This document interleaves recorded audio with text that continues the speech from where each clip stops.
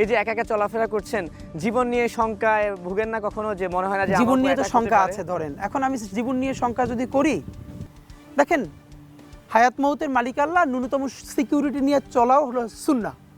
কিন্তু আমাদের লড়াইটা হলো, আমার মা স্বাভাবিকভাবেই কান্নাকাটি করেন, আমার পরিবার সবাই। তো আমি আমার মাকে বলেছি যে দেখো, মানে আমরা যে লড়াই নেমেছি, আমার একটা মনে হয় কি কোনো রাজনীতিবিদের না বাসায় মৃত্যুটা হইতে পারে না, এটা কোনো ভালো মৃত্যু না।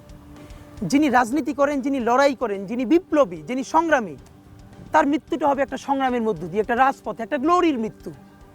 আমি তো ভীষণভাবে প্রত্যাশা করি, আমি ছোটবেলা থেকে এই স্বপ্নটা দেখি, অনেক জায়গায় বলেছি যে একটা তুমুল মিছিল হচ্ছে অন্যায়ের বিরুদ্ধে, সেই মিছিলের সামনে আমি আছি, কোনো একটা বুলেট এসে আমার বুকটা হয়তো বিদ্ধ করে দিয়েছে, এবং সেই মিছিলে আমি হাসতে হাসতে আমি শহীদ হয়ে গেছি।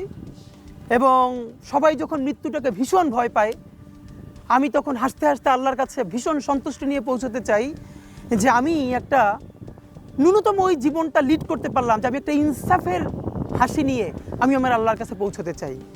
সুতরাং আগামী 50 বছর বাঁচলাম, কোনো ইম্প্যাক্ট তৈরি হলো না আমারই দিয়ে, দেশের জন্য, রাষ্ট্রের জন্য, উম্মার জন্য, জাতির জন্য। কিন্তু আমি ধরেন 5 বছর বাঁচলাম, সেটার মধ্য দিয়ে যদি আগামী 50 বছরের ইম্প্যাক্ট তৈরি হয়, তাহলে অনেক দিন বেঁচে থাকায় কি সাফল্যের? বলেন, শহীদ প্রেসিডেন্ট জিয়াউর রহমান কয়টা দিন বেঁচেছেন, কিন্তু ভাবেন আজকে পর্যন্ত উনি আমার অনুপ্রেরণা।